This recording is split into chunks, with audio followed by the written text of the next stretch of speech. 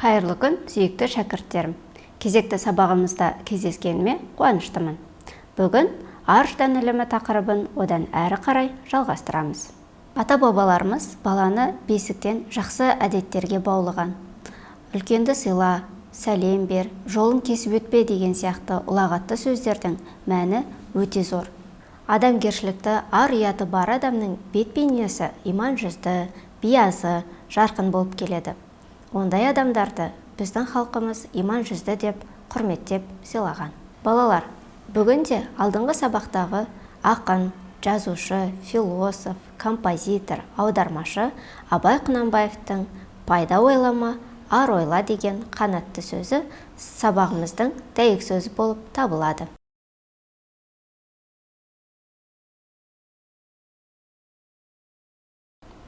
Пайда ойлама, ар ойла. Абай Құнанбаев. Дәйек сөзді жаттап, ойға түйгендеріңді жақындарыңмен бөлісуді ұмытпаңдар.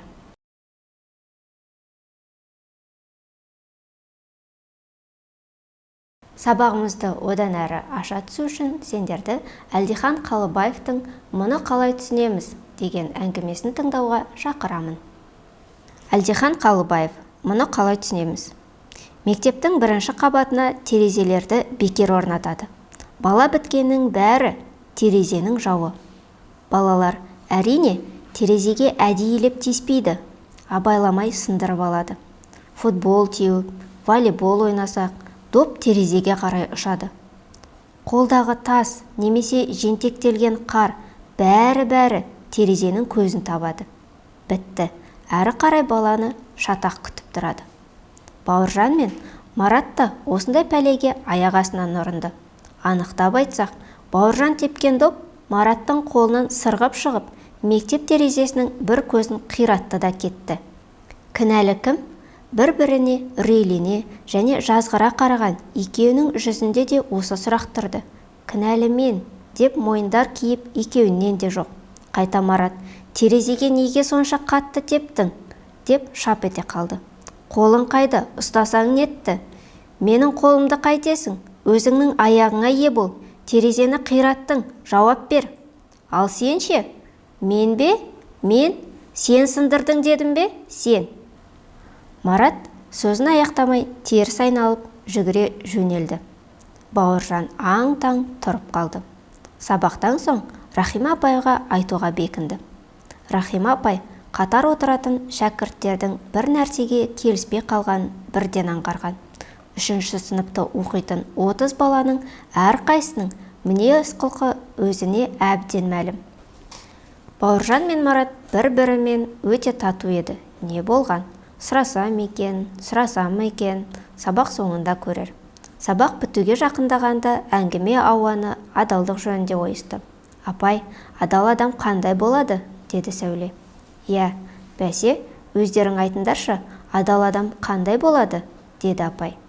Балалар шулап қоя берді. Адал адам ақылды болады. Адал адам ешкімді алдамайды. Адал адам жақсы адам. Дұрыс балалар. Осы айтқандарыңның кішкене бір ой қорытындылап ой түйейік. Осы сәт Марат орнынан атып тұрды.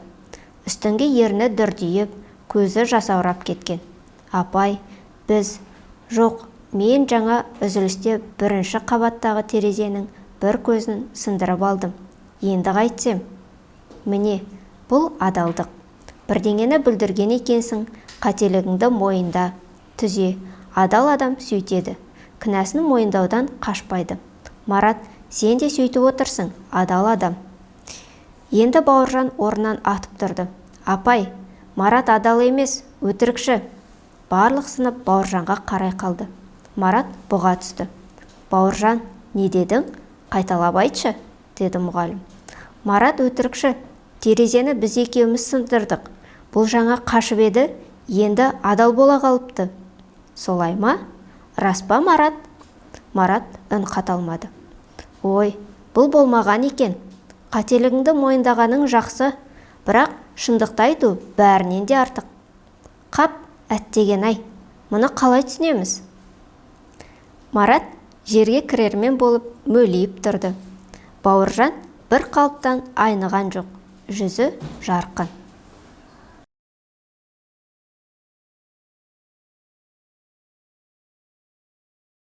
Мәтіннің мазмұны түсінікті болса, төмендегі сұрақтарға ойланып жауап беріңдер.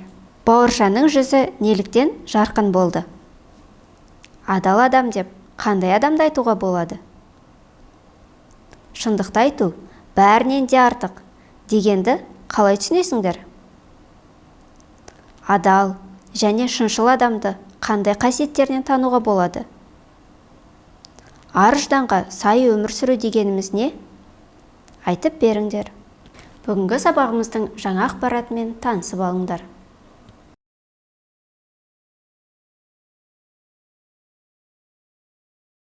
Ар-ждан ең қасиетті ұғым. Ол әділдіктің, адалдықтың, шынайылықтың бірден-бір өлшемі. Ар адамның өзіндік әділеті. Ар-ждан адамға риясы жақсылық жасауға және басқаларға жәрдем беруге көмектеседі.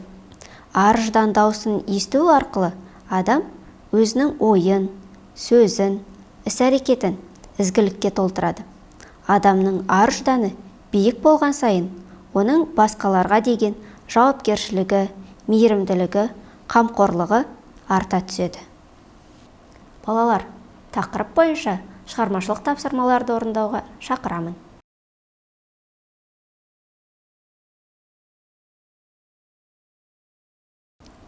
Бірінші тапсырма Шәкәрім Құдайбердиевтің мәтінін оқып, мәтін бойынша қос жазба күнделігін толтырыңдар.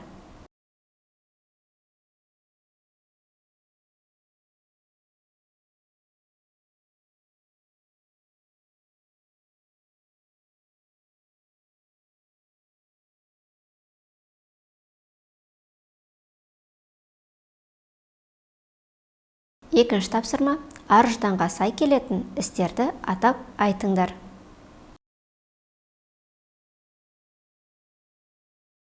Балалар, сабағымызды қорытындылайтын да уақыт келіп жетті. Сендер бүгін тақырып бойынша құнды мәлімет алдыңдар. Ар-ждан, абырой бұл адамның қадір қасиеті. Біз әрқашанда өз қадір қасиетімізді бағалай білуіміз керек. Өз бойымызға әділдік, адалдық, ар-ждан, ізгілік, шынайылық қасиеттерін бойына сіңіре білген ұл-қыздарымыз иманды, әдепті деп саналатыны сөзсіз. Бүгінгі сабақ ұнады деген ойдамын. Алған әсерлеріңді жүректеріңе сақтап алыңдар. Келесі кездескенше сау болыңдар.